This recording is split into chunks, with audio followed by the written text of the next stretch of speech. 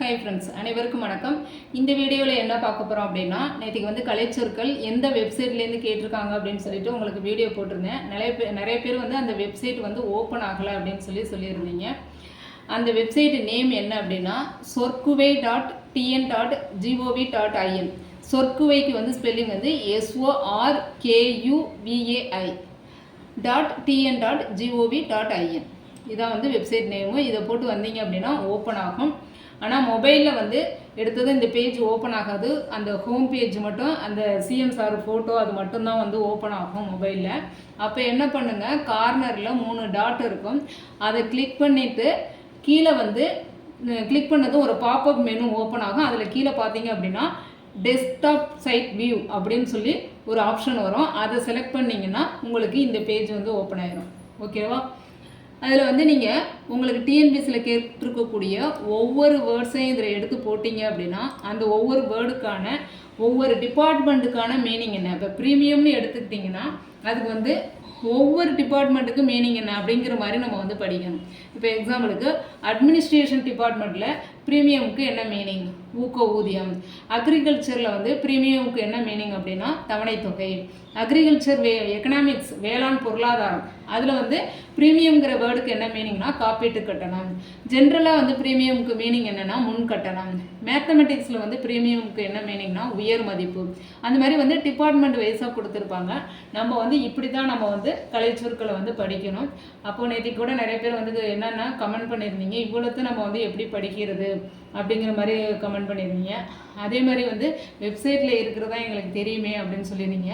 வெப்சைட்லன்னா நான் உங்களுக்கு வந்து ஓப்பன் வெப்சைட்டில், அதாவது விக்கிபீடியாவில் எடுத்து கொடுக்கல இது. ஓகேவா?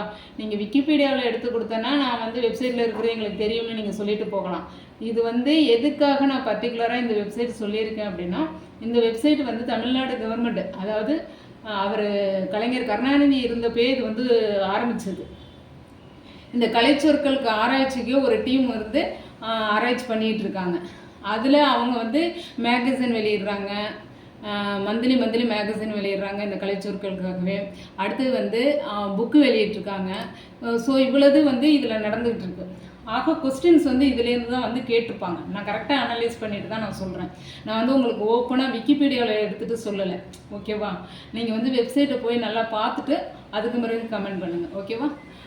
இப்போ இதில் பாருங்கள், இதில் நிறைய புக்ஸ் வந்து இருக்குது. இதில் ரீசண்டாக, அதாவது இந்த டிக்ஷனரி, இந்த ரீசண்டாக வந்து 2024 2022 ரீசண்டாக வந்து புக்கு வெளியிட்ருக்காங்க. அதுலேருந்து கூட கேட்டிருக்கலாம். இதில் வந்து ஒரு 15-20 புக்கு இருக்குது. நான் வந்து அது கரெக்டாக நான் அனலைஸ் பண்ணிவிட்டு எந்த புக்கு அப்படிங்கிறத நான் உங்களுக்கு கரெக்டாக சொல்கிறேன்.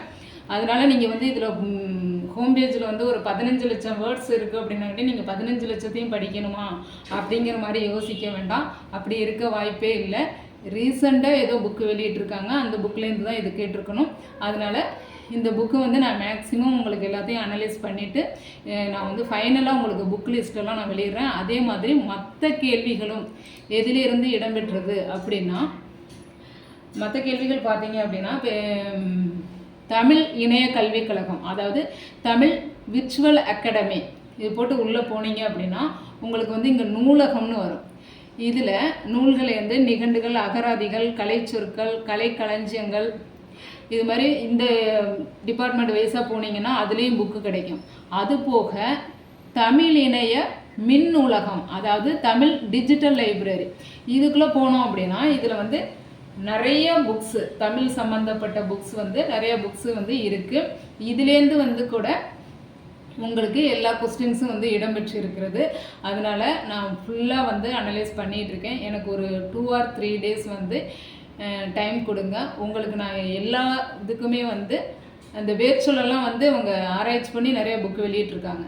ஓகேவா? அதில் கூட அந்த புக்கில் கூட அந்த ஓலக்கம் வேர்ச்சொல் அதெல்லாம் வந்து அதுலேருந்து கூட கேட்டிருக்கலாம். இது எல்லாமே நான் வந்து அனலைஸ் பண்ணி ஒரு 2 or 3 daysக்குள்ளே உங்களுக்கு நான் வந்து புக் லிஸ்ட்டு வந்து என்னங்கிறத நான் சொல்லிடுறேன். அதனால் அது வரைக்கும் கொஞ்சம் வெயிட் பண்ணுங்கள். யாரும் வந்து மனம் தளர வேண்டாம். கண்டிப்பாக அவங்க வந்து எதுக்கு ப்ரிஃபரன்ஸ் கொடுக்குறாங்க அப்படிங்கிறத ஃபஸ்ட்டு நம்ம தெரிஞ்சுக்கணும். அவங்க தமிழக அரசு வெளியிடுற இதழ், தமிழக அரசு வெளியிடுற அந்த வெப்சைட்டு, அவங்க வெளியிடுற அந்த புக்கு, அதுலேருந்து தான் வந்து கேள்விகள் அதிகமாக இடம்பெறுது. இப்போ நீங்கள் தமிழ்நாடு திட்டங்கள் கூட பார்த்தீங்க அப்படின்னா தமிழரசு இதழ் அதுலேருந்து வெளியாகும். இப்போ இந்த இதில் கூட பார்த்தீங்க பாருங்கள், தமிழரசு இதழ் இருக்கும் பாருங்கள், பருவ வெளியீடுகள் தமிழரசு இதழ் இருக்கு இல்லையா, அதுலேருந்து கேள்விகள் இடம்பெறுது. அப்போ வந்து எதுக்கு அவங்க முக்கியத்துவம் கொடுக்குறாங்கங்கிறத ஃபஸ்ட்டு வந்து நம்ம தெரிஞ்சுக்கிட்டோம்னாவே இது வந்து நம்ம ப்ரிப்பேர் பண்ணுறது ஈஸி. நான் லாஸ்ட் இயர் நான் வந்து குரூப் ஒர்க்கே நான் சொன்னேன். நம்மளுடைய டெஸ்ட் பேட்சில் செகண்ட் டெஸ்ட்டு வந்து நான் ரொம்ப கடினமாக கேட்டிருந்தேன். அப்போயே நீங்கள் வந்து நான் கடினமாக கேட்டேன்னு கோச்சிக்கிட்டீங்க. நான் அதுக்கு பிறகு தான் வந்து அதை கொஞ்சம் சிம்பிள் பண்ண ஆரம்பித்தேன். நான் எல்லாமே கேட்டது வந்து நீங்கள் போய் பாருங்கள். நம்மளுடைய டெஸ்ட் பேட்சில் 2வது கொஸ்டின் நான் எடுத்தது இந்த தமிழ் விர்ச்சுவல் அகாடமிலேருந்து தான் நான் எல்லாமே எடுத்தேன். நம்மளுடைய டெஸ்ட் பேட்சில் தமிழ் டெஸ்ட்டு செகண்ட் 2ஆவதாக நடந்த எக்ஸாம், டோட்டலாக 10 எக்ஸாம் நடந்துச்சு. அதில் 2ஆவதாக நடந்த எக்ஸாம் வந்து நான் வந்து தமிழ் விர்ச்சுவல் அகாடமிலேருந்து தான் நான் எல்லா கொஸ்டின்ஸும் எடுத்தேன். நீங்கள் அப்போ வந்து எல்லோரும் வருத்தப்பட்டீங்க, நீங்கள் ஸ்கூல் புக்கில் இருக்கிறத ப்ரீவியஸ் இயர் கொஸ்டினில் எப்படி கேட்டிருக்காங்களோ அதே மாதிரி கேளுங்க அப்படின்னு சொல்லி வருத்தப்பட்டீங்க. நான் அதோடு தான் அதை நான் ஸ்டாப் பண்ணேன். நான் இதுலேருந்து தான் நான் எல்லாத்தையுமே எடுத்தேன். அந்த நீங்கள் செகண்ட் டெஸ்ட்டு போய் எல்லோரும் வந்து செக் பண்ணி பார்த்தீங்கன்னா தெரியும். அந்த செகண்ட் டெஸ்ட்டு ரொம்ப ஹார்டாக கேட்டிருப்பேன். அதில் கூட வந்து இந்த தந்தப்பேட்டியெல்லாம் அதில் கேட்டிருப்பேன். அந்த தந்தப்பேட்டி கொஸ்டின் பார்த்துருந்தீங்கன்னா இப்போ நீங்கள் வந்து இந்த தந்த பலகையை வந்து அடிச்சிருக்கலாம். அது வந்து நீங்கள் தான் வந்து இவ்வளோ கடினமாக கேட்க வேண்டாம்னு சொன்னதே நீங்கள் தான். நான் ஆனால் எதிர்பார்த்தேன் கடினமாக கேட்பாங்கங்கிறது எனக்கு தோணுச்சு. 2வது இந்த வெப்சைட் தமிழ் விர்ச்சுவல் அகாடமி, அந்த தமிழ் டிஜிட்டல் லைப்ரரி, இதெல்லாம் வந்து டிஎம்கே பீரியடில் ஆரம்பித்து அவங்க மெயின்டைன் பண்ணிட்டு வந்ததுனால எனக்கு இதில் கேட்பாங்கங்கிறது ஒரு இது தோணுச்சு.